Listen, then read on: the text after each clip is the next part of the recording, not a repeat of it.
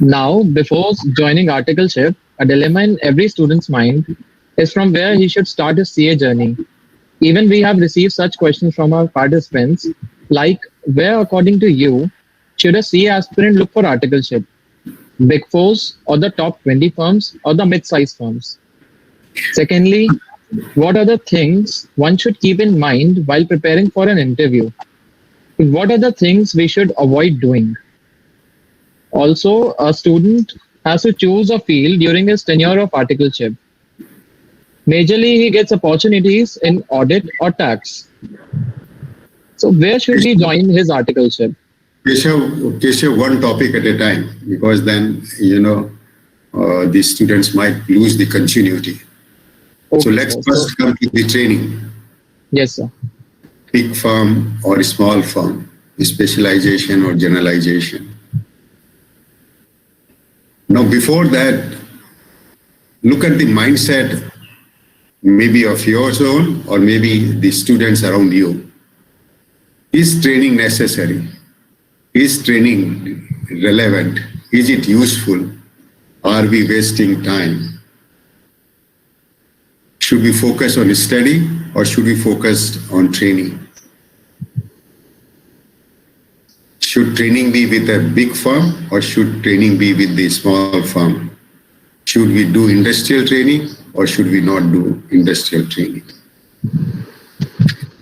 Now you need to see the training and the study as both sides of the same coin. They are not opposite to one another. They are together. They are two sides of the same coin. And training, you talk about the qualities that the student should have. Training helps you in inculcating and imbibing those qualities. The professionalism, the attitude and values, the presentation, and also the communication skills.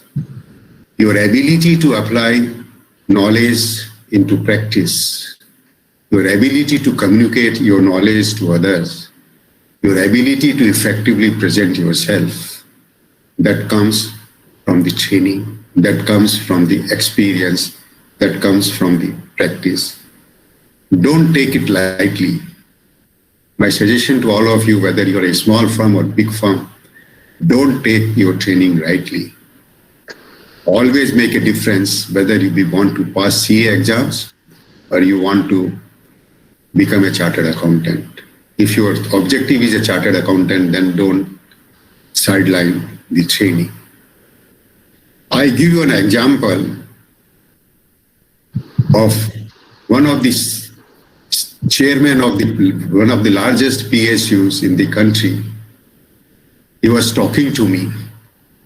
Some of their finance persons came and met me and they said that our organization has stopped recruiting chartered accountants, even for the finance job, and they are preferring management finance graduates. I met the MD and chairman. I said, why are not giving chartered accountants an option when this is a specialized course? His response was, Mr. Haldia, we are looking at professionals. We are looking at managers. We are not looking at technocrats. We are not looking at the number chunkers. I am an MD. I expect my team to be taking decisions or helping me taking decisions. I do not want notes coming to me which only deals with the numbers, which doesn't do the analysis, which doesn't make the critical comments. Now that's a big statement. And you should remember, I often tell the chartered accountancy students, even to the chartered accountants, and when I interview the chartered accountants, and I've been doing that for last many decades, I feel at loss as to why why the chartered accountancy students do not realize the significance, difference between a chartered accountant and difference between a chartered accountant come manager. A chartered accountant is not a technocrat alone. He is a professional. You must understand difference between a professional and a chartered accountant. Chartered accountancy training build your character. It sharpens your personality. It brings best out of you, and it generates confidence. Look, many of them you have come from 10+2 route. You have missed your graduation. Graduation is a very important point. Life at the college is very important point, a very important part of the life of an individual, particularly a student. It makes or mar their personality, their character. Now, if you lose that opportunity, how do you gain that?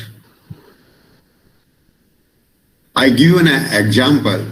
One of the very high-ranking officials of the government of India once interacted with me.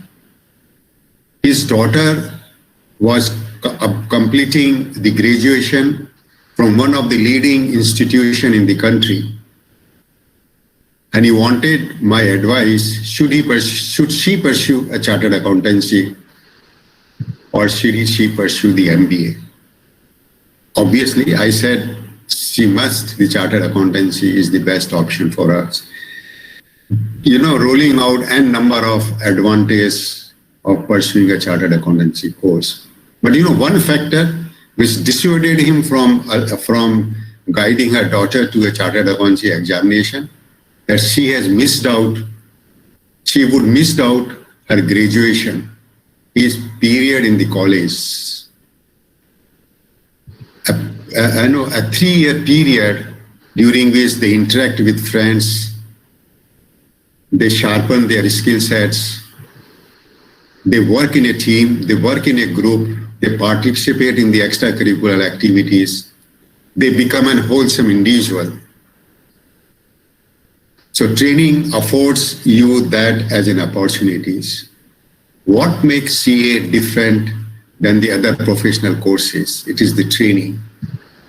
While there are many views how effective is the training being imparted with students taking the training. But training is still one of the important distinguishing factor between a chartered accountancy and the other professional curriculum. The question comes, how do you manage your time? You say, sir, you are again saying is easier than doing. I have seen the chartered accountancy students get up at 5 o'clock in the morning and their day ends at 8 o'clock in the night or 9 o'clock in the night. That's the hard work. Hard work and hard work. No substitute, no shortcut. And that's what makes you as a strong chartered accountant. I said initially that the time invested by you in the chartered accountancy, time spent by you in the chartered accountancy curriculum is the investment made by you in your life and in your career. The question is, next question that you ask, whether they should take training into a big firm or a small firm. To me, size really doesn't matter.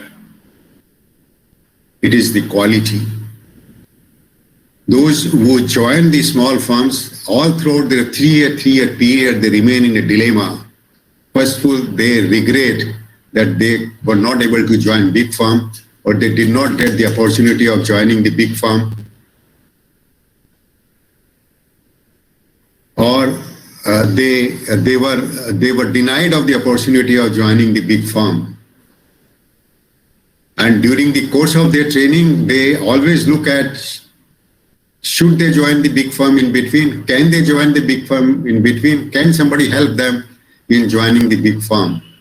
And at the same time, you will see those in the big firms yelling that they are not getting time to study. They are working like a machine. They are not getting leave. They are not getting free time to study. After 2 years period, they would like to shift to a smaller firm so that they get time to study. I mean, this is the experience, you must be coming across the students around you. So size doesn't matter. It is the quality of training that you get. The small, medium-sized firms have their own advantage. The wide varieties of the experience that you get make you a wholesome manager. At the same time, in the big firms, the kind of exposure to the large clienteles and the complexities of the problems that you come across, and also the differentiation in terms of the systems and the processes in the big firms and the small firms. At times, I'm not saying all the small firms, some of them are as good or as systematic as the larger one.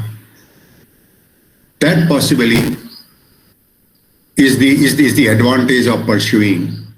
While you are training, your emphasis should be on the quality and not the quantity. Apply yourself, see what you are not gaining in the training. Look for that. For example, these days the IT technology has become very important. You ask me other qualifications, the data analytics, the AI, the machine learning. If you feel the curriculum doesn't offer you the end of knowledge and the exposure, or training doesn't offer you end of knowledge and exposure, you should try to supplement that by pursuing the additional courses. So to me, size doesn't matter. And you will find, look around you, within your family, outside your family, in the professional circles, those who did from a small firms, they are a chartered accountancy from small firms, they are highly successful managers, CFOs, the entrepreneurs, in the politics, in the industry, and those in the large size firms, you would be able to find many of them who are able to find jobs, who are able to scale up, or go up into their career.